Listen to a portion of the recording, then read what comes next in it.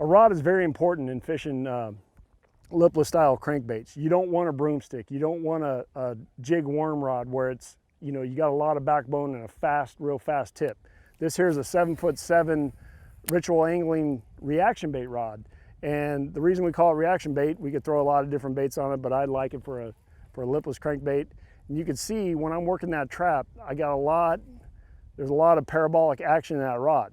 So, but when it loads up, it's like right there, I hit some grass, I can snap it out, and it's gonna free that bait 90% of the time, just like it did right there. And now I'm good to go. Now that bait is clean. So you want a rod that has a slow, moderate action, good parabolic bend, but it has some backbone to free itself. And then when you're fighting the fish, you want that forgiveness in the rod with these treble hooks. Treble hooks and bass, everybody knows that they've all have a big fish story that they lost one on a crankbait or jerk bait or something like that. One thing I do that gives me an advantage to land some of those fish is I always change my hooks out. The jackals come with super sharp hooks, but I'm a Trokar guy. So I take my Shimano split ring pliers and I change out the hooks. What I do is I put a number 4 Trokar EWG on the front, right there. Then I put a round bend 2X Trokar on the back. Don't ask me why. It's just something I've experimented with fishing Clear Lake and some of my lakes back home where, I mean, me and my partners, we've lost a lot of tournaments and a lot of key fish, and for whatever reason, it's in my head now, that is my combination, and that's what I do. Other guys may do something different. This is what I do.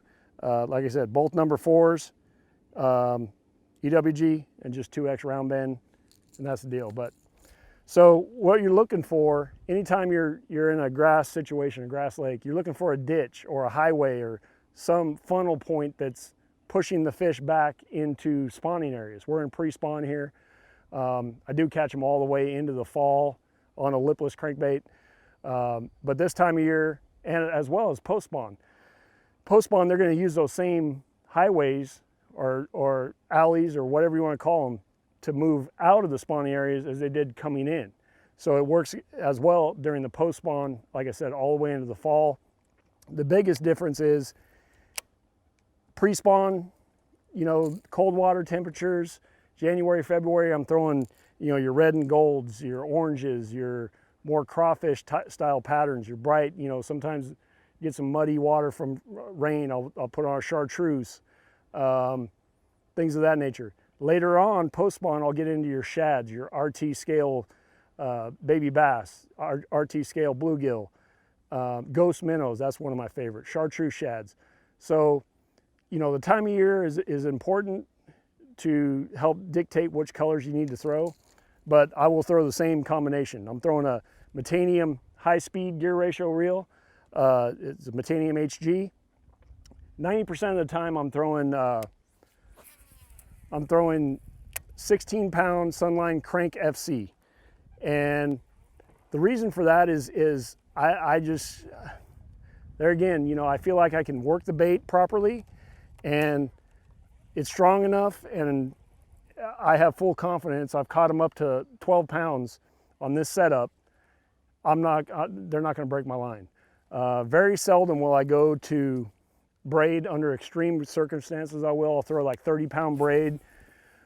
Sometimes straight. Most of the time though, if I am doing braid, I'll do a short like 30 or 40-pound SX1 Sunline to like a 16-pound or 18-pound reaction, or not reaction, Crank FC by Sunline.